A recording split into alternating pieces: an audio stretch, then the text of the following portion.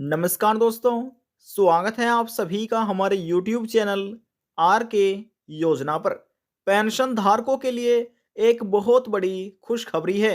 अभी अभी किया गया सरकार द्वारा पेंशन का भुगतान 1,500 रुपये से लगाकर 4,500 रुपये तक की पेंशन राशि लाभार्थियों के बैंक खाते में ट्रांसफर कर दी गई है। यदि आप भी सरकार से दिव्यांग, विधवा, वृद्धावस्था, कुष्ठ अवस्था और तलाकशुदा में से किसी भी एक पेंशन का लाभ प्राप्त कर रहे हैं, आपकी भी पेंशन बनी हुई है। आज की यह खबर, यह जानकारी आपके लिए ही है, क्योंकि इस वीडियो के माध्यम से हम आपको बताने वाले हैं, प्रूफ के साथ दिखाने वाले हैं कि 1,500 रुपये से लगाकर 4,500 रुपये तक की पेंशन राशि आखिरकार किन लाभार्थियों के बैंक खाते में ये पेंशन राशि ट्रांसफर की है। यदि आप हमारे चैनल पर पहली बार आए हैं तो चैनल को सब्सक्राइब जरूर कर लीजिएगा, साथ ही बेल आइकन के बटन को प्रेस करना ना भूलें, ताकि जो हमारी वीडियो का नोटिफिकेशन है वह सबसे पहले आपको प्राप्त हो और आप सबसे पहले ही उसका लाभ उठा सके। चलिए वीडियो की शुरुआत कर लेते हैं। देखिए, अभी अभी सरकार द्वारा पेंशन को ट्रांसफर किया गया है, जिसमें 1,500 रुपये से लगाकर 4,500 रुपये तक की पेंशन राशि लाभार्थियों के बैंक खाते में ट्रांसफर की गई है। दिव्यांग, विधवा, वृद्धावस्था, कुष्ठ अवस्था और तलाकशुदा में से आखिरकार किनको ये पेंशन का लाभ मिला है, वह भी हम आपको बताएंगे। लेकिन उससे जानने से पहले आप ये समझिए कि किन लाभार्थियों के बैंक खाते में ये पेंशन राशि ट्रांसफर नहीं की गई है। सरकार द्वारा पेंशन के कई नियमों में परिवर्तन किया गया है, तो यहां पर ध्यान से देखिए। जिन भी किसी पेंशन धारक का जॉइंट बैंक खाता है, कभी कभी ऐसा होता है कि पेंशन धारक ये सोचते हैं कि मैं अपने बेटे का या अपनी बेटी का या अपनी पत्नी का जॉइंट खाता, बैंक खाता ओपन करा देता हूं और वे ही अपनी पेंशन के लिए, पेंशन बनवाने के लिए डॉक्यूमेंट में अप्लाई कर देते हैं। तो जितने भी दिव्यांग, विधवा, वृद्धावस्था, कुष्ठ अवस्था, तलाकशुदा पेंशन धारक हैं, जो कोई ऐसे पेंशन धारक हैं, तो उनको अपना जॉइंट खाता नहीं ओपन कराना है। जो इस समय जिसने पहले ओपन करा लिया है, तो ऐसे पेंशन धारकों को इसी वर्ष से पेंशन का लाभ नहीं दिया जाएगा। यदि आपका जॉइंट खाता है तो आप उसको सिंगल कराइए या फिर एक नया सिंगल बैंक खाता ओपन कराइए, जो केवल आपके नाम से ही होना चाहिए। कोई इसमें दूसरा जॉइंट नहीं होना चाहिए, आपका केवल सिंगल का ही बैंक खाता होना चाहिए और उसके लिए आप पेंशन में इसको अपडेट कराइए, तभी आप सरकार से पेंशन का लाभ ले सकते हैं।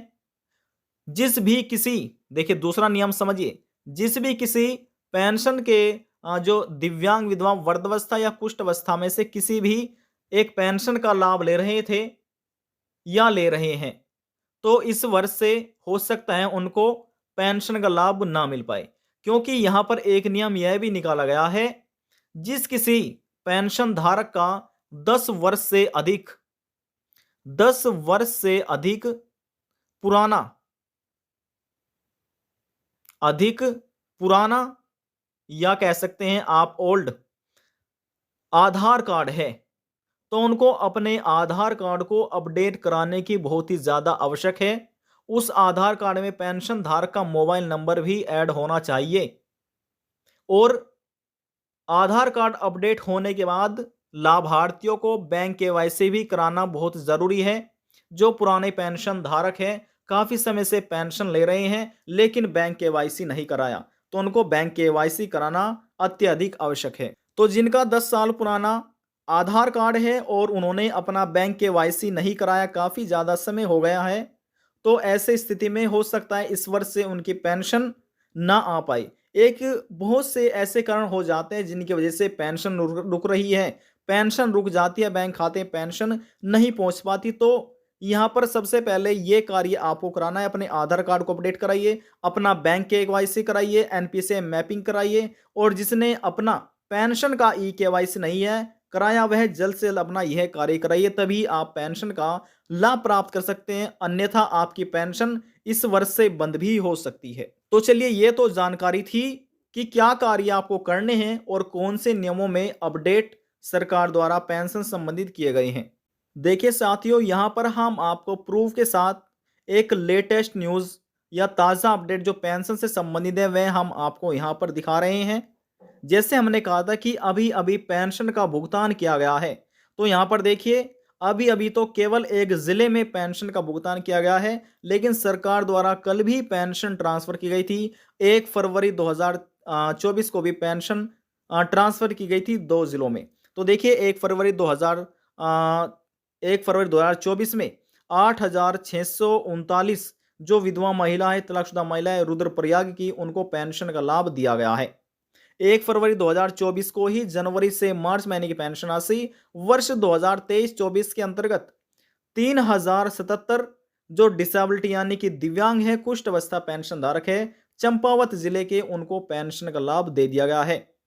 2 फरवरी 2024 यानी कि आज के दिन ही अभी अभी पेंशन का भुगतान किया गया है। जनवरी, फरवरी, मार्च की जो पेंशन राशि है 35,000, देखिए लिखा है यहाँ पर 35,011 जो विधवा महिला है, तलाकशुदा महिला है, हरिद्वार जिले की, उनको पेंशन का लाभ दिया गया है।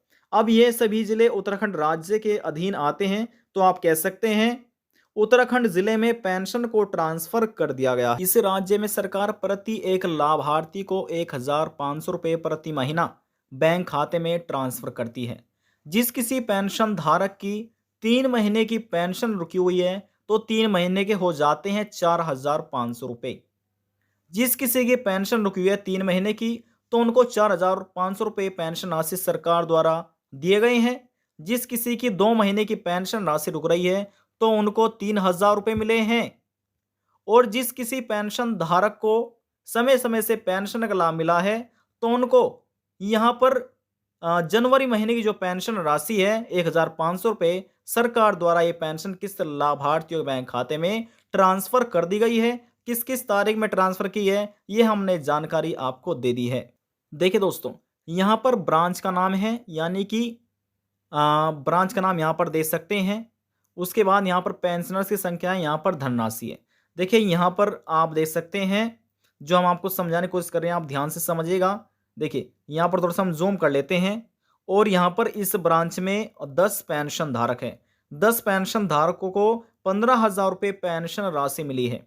यदि आप 15,000 को देखिए, यदि आप यहाँ पर 15,000 को भाग करेंगे 10 से यदि आप भाग करेंगे तो 1,500 रुपये हो जाएंगे। तो यानी कि प्रति एक लाभार्थी को सरकार 1,500 रुपये पेंशन राशि ट्रांसफर कर रही है। लेकिन जिसकी 2 महीने की पेंशन राशि रुक रही है उनको 3,000 रुपये मिले हैं। ऐसा नहीं है कि सरकार पेंशन राशि ट्रांसफर करती है कि सभी को पेंशन मिल जाती है। कभी कभी ऐसा होता है कि कहीं ना कहीं पेंशन धारक के आवेदन फॉर्म में गलतियां है, किसी का ई-केवाईसी कंप्लीट नहीं है, किसी के नाम में गलतियां है, तो ऐसे बहुत कारण है जिसकी वजह से पेंशन रुक जाती है। तो जिन्होंने समय रहते हुए अपनी गलतियों को ठीक करा लिया है तो सरकार उनको रुकी हुई पेंशन भी ट्रांसफर करती है। केंद्र और राज्य सरकारों से जुड़ा हुआ पेंशन में जो कोई अपडेट किया जाता है या नया नियम निकाला जाता है तो वह सबसे पहले आपको हमारे इस चैनल के माध्यम से अपडेट किया जाता है।